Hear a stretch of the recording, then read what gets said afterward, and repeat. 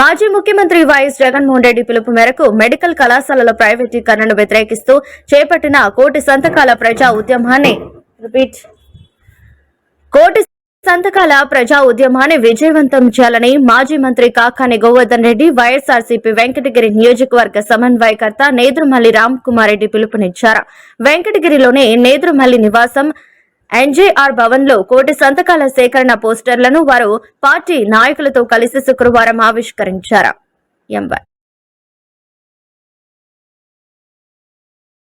అదేవిధంగా మద్యానికి సంబంధించి అనుకోండి, అదేవిధంగా రేషన్ బియ్యం మాఫియా అనుకోండి, ఈ ప్రభుత్వం మాఫియాలమైంది ప్రశ్నించి వాడు గొంతు నొక్కాలనేటువంటి ఆలోచన ఉంది.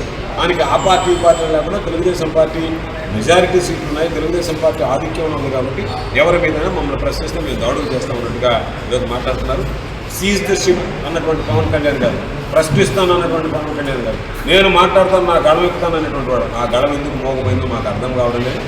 పాపం ఇప్పుడు ఎన్నికల దాకా కౌంటింగ్ దాకా కంచు కంఠం వినిపించినటువంటి వ్యక్తి మాట్లాడితే నేను చూస్తాం నేను ఉంటాను అన్నటువంటి వ్యక్తి వీటి సోగాల కేసుకు సంబంధించి ఎందుకు గమ్మైపోయాడు, సీజ్ ద షిప్ విషయం ఎందుకు గమ్మైపోయాడు. పాపం ఈయనే నిర్వహిస్తున్నటువంటి జనసేన పార్టీ నిర్వహించేటువంటి నాదెళ్ల మనోహర్ గారు సివిల్ సప్లైస్ ఆయన అక్రమాలు జరిగితే ప్రశ్నించడం వల్ల పాప నారాయణ చెప్పాడు. అక్రమాలు ప్రశ్నించడం మీరు మాట్లాడే దాని గురించి ప్రశ్నిస్తున్నాడు ఆయన. కాబట్టి ఇంత అధ్వానమైనటువంటి పరిపాలన, ఇంత అధ్వానమైనటువంటి ప్రభుత్వం ఎక్కడ లేదు.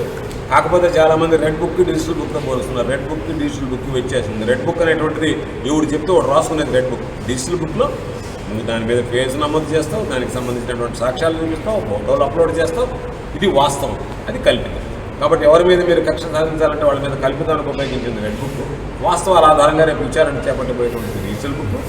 అందుకని మరలా అధికారులకు చెప్తున్నాం, ఈ రోజు మీరు చేసేటువంటి పాపాలు రేపు మిమ్మల్ని శాపాలలాగా వెంటాడతాయి. ఇంతకు 10 రెట్లు మీరు అనుభవిస్తారు. రెడ్డి గారు భారీ మెజారిటీతో గెలవడం ఖాయం. కాబట్టి ఇటువంటి నేపథ్యంలో అందరం కూడా రాబోయేటువంటి రోజుల్లో మీరు చేసినటువంటి అన్యాయాలు, అఘాయిత్యాల మీద విచారణ జరిపిస్తాం. ప్రజలకు ఈరోజు మీరు హింసించి ఏదైతే హామీలు ఇచ్చి వాటిని అమలు చేయకుండా ఇబ్బందులు పెడుతున్నారో అభివృద్ధి సంక్షేమ కార్యక్రమాలు సమగ్రంగా అమలు చేస్తాం.